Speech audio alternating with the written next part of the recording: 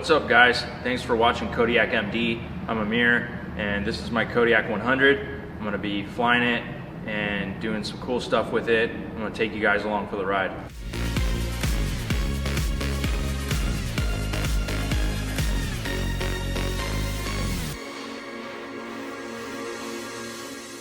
What's up, guys? Wanted to talk to you today about how to get your private pilot's license. So I just went through this not that long ago, and it was pretty hard to navigate how to actually do it. And you'll talk to a bunch of people and everybody will just tell you their own opinion and, you know, all this stuff, and you just have to kind of start weeding through all that and try to find what makes most sense to you. And I think that's kind of the best way to navigate the path. So I'm going to go over the requirements and kind of like how I did it and what worked for me, and I hope this will help you guys. So first thing is you need 40 hours of flight time. So everyone, you know, when they want to start flying, they're like, oh, well, 40 hours, it's really not that bad. You know, it's not that much flying. Well, 40 hours is the basic minimum. That's just to get your feet wet.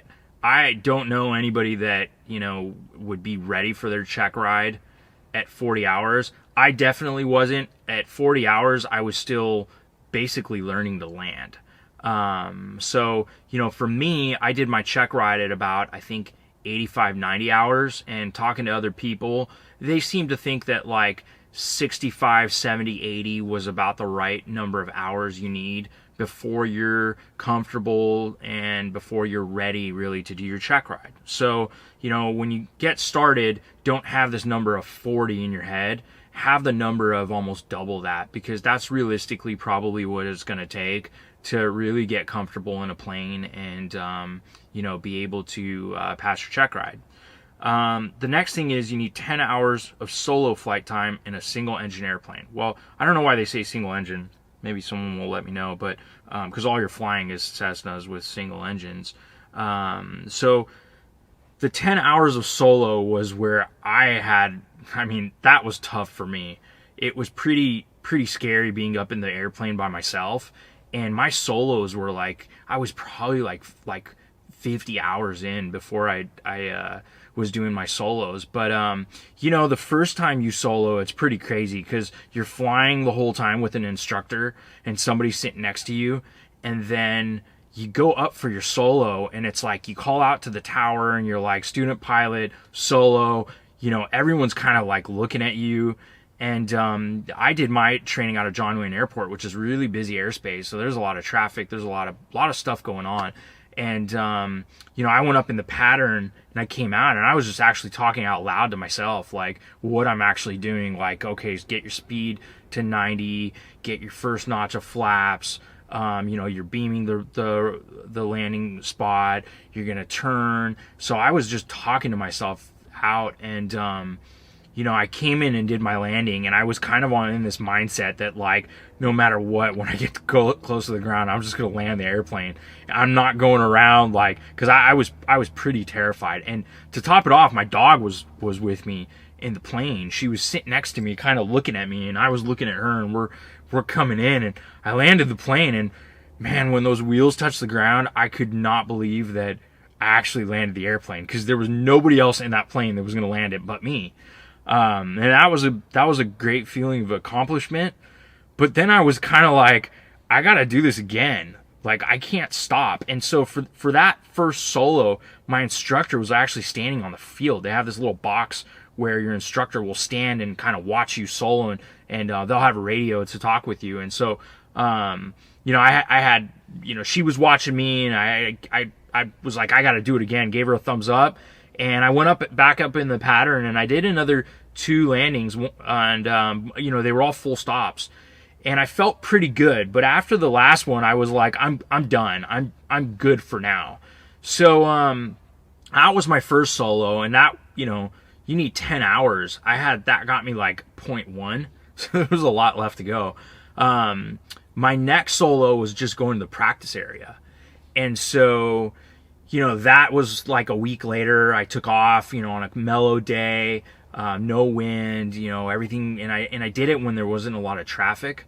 And I went up and I flew around the practice area, and I was just talking to ATC and really just doing circles. And so I did that, and I remember getting to a point where I was just a little sketched out by the whole thing, and I was like, I need to get back and land. Like, what's going on here? And I just didn't have confidence because I didn't have a lot of hours, and I just didn't have the confidence. So I turned around, came in, and we go to this place, Signal Peak. Like, I wanted to bypass all of that and just make a straight-in landing. Obviously, it didn't happen. I went in, got into the pattern, and came in and did the landing. And after that, I was a little hesitant about going up by myself again. I just didn't feel quite good about it. It was hard to really get that confidence. I went up probably another like 15 hours or so with another instructor, and everybody was like, dude, like, why don't you solo, like, finish your solos? And so finally I got ready for it. And so the big solos, you have to do a 150 nautical mile cross country with full stop landings at 3 points. So and the legs have to be 50 miles between each one. So it's not like you can't just get up and go circle around the pattern and come back and land. You actually have to like plan your cross country out, get all the weather, get your route, your instructor signs off on it, and then you take off. And so, I did this, my first solo, the long cross country. What I did was I was supposed to leave around like 2 o'clock or 3 o'clock, and that didn't happen for whatever reason. It got later in the day, and I was like, oh, I'll be fine, I'll be okay, I'll be all right. I'm gonna go down the water. I was really scared of losing an engine, so I kept flying over the water, thinking, well, if I fly over the water and I lose an engine, like, I'll be able to land close to the shore and get out of the plane. Like, I can do that, but I can't land in the street or something like that. And I was just sketched out about, like, what if I lose an engine and nobody's with me? So I took off for my cross country solo, and I was flying down the coast, and I was going over the water, and I was going to an airport called Ramona. And so I turned in left, and there's some restricted airspace and stuff. I made a left turn, headed towards Ramona, got in, and I landed, and everything was fine, except it took longer for me to get to Ramona, and it was getting kind of dark. And I was like, well, I think I'll make it back in time. I don't want to fly at night. This was my first time like doing a longer solo. So I take off out of Ramona, get over the water, and I mean, the sun was setting, and it was starting to get dark, and I was kind of freaking out. And I shouldn't have been soloing as a student pilot, at night. Why? It wasn't night yet, but it was starting to get dark, and I was really kind of starting to panic. And I just kind of told myself, I was like, dude, just relax. You've already done this. You've done night flying. You're gonna be fine. So, I just flew over the ocean, and it started getting dark, and the water was dark, and I was just holding on to that yoke tight, like, just get back to John Wayne Airport, and you will be fine. And I remember just coming in, and when I came into the approach, I asked the controllers, if I said student pilot solo, can I have the big runway? And 'cause I didn't have a lot of night landings at the time. So they cleared me for the big runway, and I came down on that and landed. And again, I remember when those wheels touched the ground, it was just this weight lifted off my chest. But I felt a lot more confident after that. And so then I was like, well, I got to go do this again. I did it again. It was a different experience. It was smooth, but it was during the day, and I felt a lot better about it. And so I made it through that. I got my 10 hours of solo time, and 5 hours of that was cross country. So that was that. And then they want you to have 3 takeoffs and 3 full stop landings solo at a towered airport. Again, that was like my very first solo that I did. It was my 3 takeoffs and 3 full stop landings, and John Wayne is a towered airport. The other thing you need to have is, you need to do a night cross-country training flight of over 100 nautical miles. So this, luckily, you don't need to do by yourself. You can do it with an instructor. I did it with my instructor. Basically, all you do is you get up at night, and you plan out your trip, and you head out somewhere, and it's got to be 100 nautical miles. So I did that. It gives you some good experience flying at night. Things are a little different. it's also different because you can't see the ground at all. It's especially if you're flying over the desert or something, it's like pitch black. So, you got to also rely on your instruments a little bit. You got to make sure that you know where you are, so you don't hit a mountain or something like that. So, that's your night cross country. Then you need 10 takeoffs and 10 full stop landings at an airport at night. So again, you don't need to do those alone. I did those with my instructor. We just went out and knocked them out. We did 10 takeoffs and landings in the pattern, and I was fine on all those. Your depth perception is a little bit different, especially if the runway is bigger. But you do them and you kind of figure it out, and it's nothing different than a regular landing. You just do the same thing. It's really just at night. And then the last thing is you need 3 hours of flight training in a single engine airplane solely by reference to instruments. So again, this is instrument flying and upset attitude recovery. So you'll go up, you'll put let me turn these lights back on. You'll put a hood on that basically doesn't let you see out the window. You can't see out the cockpit. You can just see your instruments. And so, you'll go up and you'll fly, and you want to make sure that, you can do standard rate turns, you can hold altitude, hold heading. And that's really to simulate if you're a VFR pilot and, you get caught in the clouds. At least you have a little bit of training. I mean, you shouldn't be flying in clouds. That should never, ever really happen. But if it does, you've had a little bit of training on what to do. And so, you go and you do that with the hood, and it's not something you want to do like 3 hours straight. You actually want to learn, and you're not going to learn if you just put a hood on and just go fly or like turn the autopilot on. You want to actually like make turns and stuff like that. So I would do about like 20-minute blocks or 30-minute blocks on all my training flights. I would just put the hood on, hold heading, hold altitude, do a couple of turns, and then once I got that done, I would take the hood off and finish my flying. So once you do that, then essentially, as long as you've passed the FAA written exam, then at that point you're ready for the check ride. And so we can talk about what happens with the check ride. It's pretty stressful. So my check ride was after, like I said, I probably had, if I remember right, 90, 100 hours of flight time by the time I was doing my check ride. And the way that it works is you set it up with an FAA administrative examiner, or they call them DPEs. And so, you show up with the DPE, and, they kind of register you and put you into the system and get everything started, all the paperwork started. And then what happens is it's broken into two pieces. One is the oral portion, and the other one is the practical portion. It's the flying. And so it's pretty stressful. The oral portion, they go through like everything with you. Basically all the questions you missed on the written exam. And then, they ask you everything. It's not one of those things you can like BS or like get through. They really want to know that you're going to be safe and that you're going to be okay flying an airplane. So, they ask you about, currency and requirements to fly, and, what's necessary to fly, and the rules and airspace. And, it's very thorough. And, it's tough. You don't know the answers to everything, and you're not really sure sometimes whether you're answering right or if it's a trick question or not. But, you do that. And my oral portion was probably about an hour and 45 minutes, maybe 2 hours.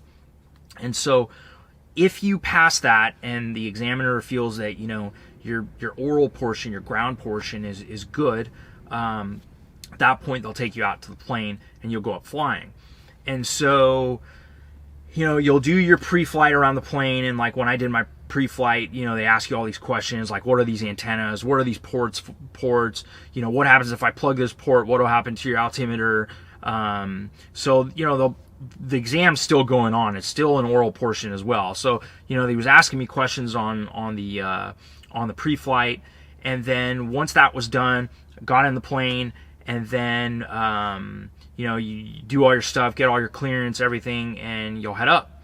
And so we got up in the air, and there's a certain set of things that you have to do, and I don't have a list to look them up, so I'm going to try to do this by memory, but Essentially, the first thing they do is just see if you can hold heading and altitude. You want to be able to hold a heading, and I think the altitude is within like 100 feet or something like that. So they'll tell you hold 3,000 feet, heading a 150. And so you'll do that, and then they'll tell you to turn, make a left turn 20 degrees, make a right turn 20 degrees, and they want to see if you're climbing and descending or if you're able to hold altitude. Once you do that, then they'll have you do something called slow flight. So you'll slow the plane down, and basically that's kind of like almost your landing configuration. And they'll have you, my DP had me, turn left, turn right, go up, go down, all in slow flight.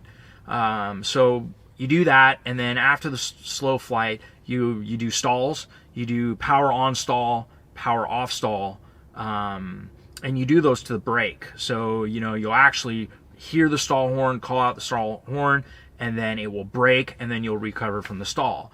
So you do those, and then you do steep turns. I had a harder time with steep turns, especially holding altitude. So you're doing a steeper bank angle, and you're turning while you're holding an altitude, and then once you come out of one steep turn, you do a steep turn the other way.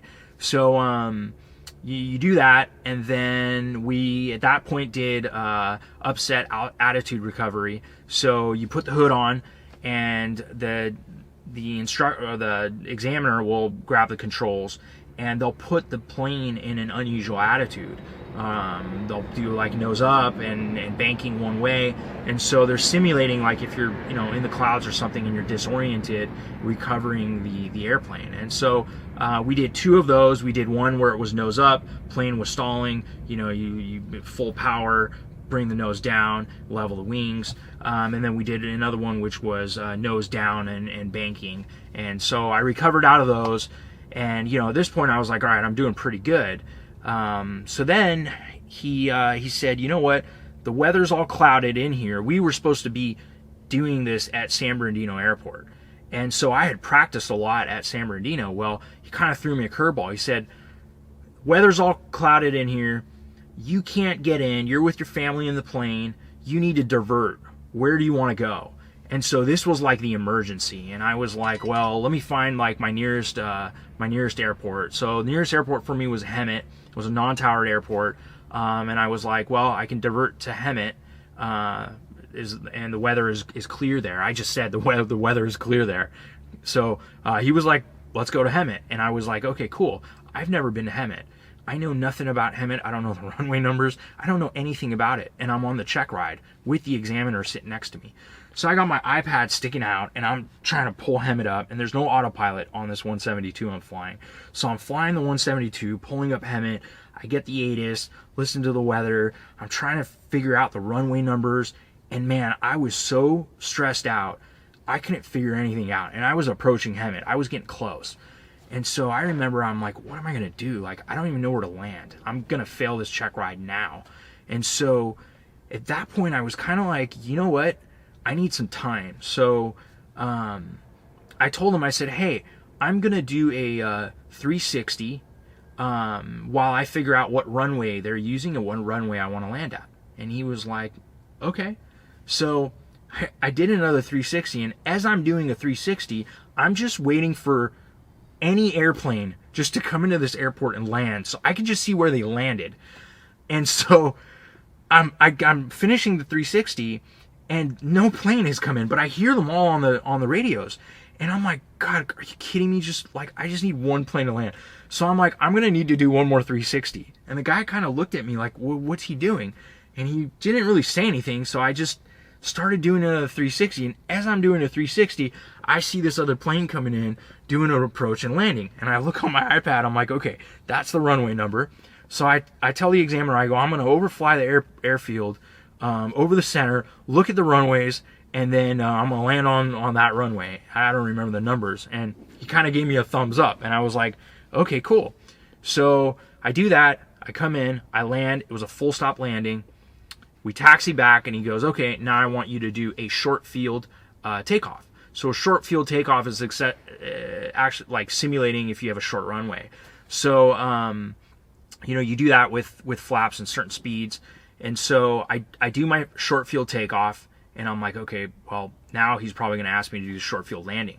And the short field landing is the tough landing, because what they do is you pick a spot on the runway, and you have to basically land. You can't land short of that spot, and you have to land, I don't remember what the numbers are. It was, I think, within 200 feet of the landing spot where you tell them you're going to land. And if you miss that, you fail. Now, the good news is you could go around. So if you're not going to make it for whatever reason, you can put in power and go around. I don't know how many times you can go around before they fail you, but it's maybe you get one extra shot at it. So, I come up, get in the pattern, and I'm calling out, on the radios and all that stuff. And he's like, all right, let's do a short field landing. And I was like, crap, this is the one that's going to make me fail this check ride. So I come down in, and everything's looking really, really, really good. And he goes, where are you going to land? And I said, whatever, like that 500 foot markers or whatever I told him. And he said, okay. And I came in, and I remember I was like a little short, and I just gave it some power, and I coasted, cut the power, and dropped the plane down. And I was like looking at him like, did I make it? And he was like, go ahead and taxi back. And I was like, okay. So we do that, and then he says, now we're going to do a soft field takeoff. So soft field takeoff is essentially if you're in grass, dirt, sand, something like that. So I did the soft field takeoff. That was easy, not a big deal. We went up, came in, did a soft field landing. So again, that's like if you're going to land in sand or grass, you simulate that. You leave some power in, you hold the front nose gear up a bit, and you just touch down with the main gears and hold the nose gear up as long as you can. So I did the soft field landing. Now I was like, I got this check ride. Like, I've done everything. I'm going to pass. So he was like, okay, go ahead and take off, and we're going to head back to San Bernardino. And I'm like, perfect. I'm doing really good. Like, I was actually doing way better on the check ride than when I was flying on my own or with my instructors. So, heading towards San Bernardino, I'm like, okay, let me get the ATIS, and I get all that. But of course, the controller at San Bernardino is one of these guys who's just going crazy on the radios, and like, I can't understand him. And he's telling me something about do something when you're, approaching the control tower, and I just can't understand him. So I tell the guy, I'm like, hey, look, I'm sorry, I'm a student pilot on a check ride, and I can't understand you. Please slow down and tell me, what I need to do. And so luckily the guy just took a deep breath, slowed his instructions down, and he wanted me to like report when I'm midfield or something like that. Fine. So I do that, and I'm like, all right, I got this. Like, I'm going to pass. He cuts the power, and he says, now you have an engine failure, and you need to land in the first 1/3 of the runway. And I was like, looked at him, I was like, okay, like right now? And he was like, yeah, right now. And I'm like, okay. So I'm kind of trying to catch my bearings as to what to do. I turn, and I'm like really high. Now, San Bernardino, if I remember right, has like an 11,000 foot runway. It's really long. So I'm like, well, it's fine. I'm going to get down and make it, but I'm like not getting down. And I'm trying to descend, and he looks at me and he was like, do you want to think about maybe a slip?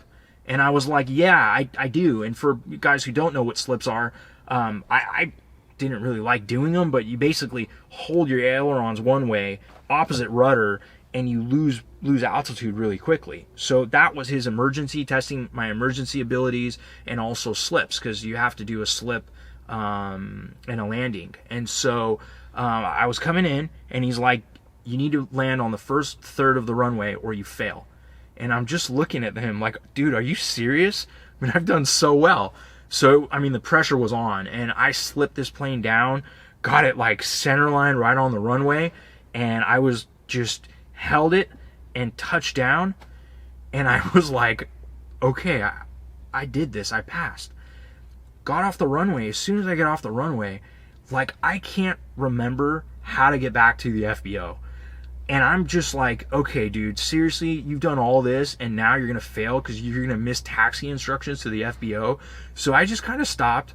I called ground, and ground gives me their instructions. I don't know where I'm at on the field. And I told ground controller, I said, ground, could you guys give me a progressive? I apologize. I want a check ride, and I just don't want to get lost. And the examiner kind of was looking at me like, what are you doing? but it was just what I was doing. And so ground gives me the progressives. A progressive is basically tell you make a left, make a right. They taxi you right back to the FBO. So we get back to the FBO. I pull out the checklist, after shutdown checklist, and I'm going through it, trying to impress the DPE and get everything shut down. And he looks at me and he's like, "Well, how did you think you did?" And I'm like, I think I did really well. Like I did well. And he's like, "Congratulations, you passed." And I was just like, that's pretty cool. So went inside. My buddy Matt was there, and he was super excited for me. We did all the paperwork. They give you your pilot's license right then and there. They actually print you a temporary. They hand it to you, and from that point, you're licensed private pilot. So that was my story. It was, looking back at it, it was great. It was a huge commitment. I spent a lot of time, spent a lot of money, in the hours and all that kind of stuff. And, that was kind of just the basic stepping stones, like the starting point of, flying and getting your private pilot's license. So I hope this has helped you guys. When I was going through this, I couldn't really find a good video of, what it really takes to do this. I looked around YouTube and everyone's kind of doing stuff, but there wasn't any videos that I could really find that were just to the point of like what it takes, what a check ride consists of, how it is, and it was just hard finding this information. So I hope that this kind of clear that up for everybody watching. I hope you enjoyed it. Subscribe to our channel and hit that like button.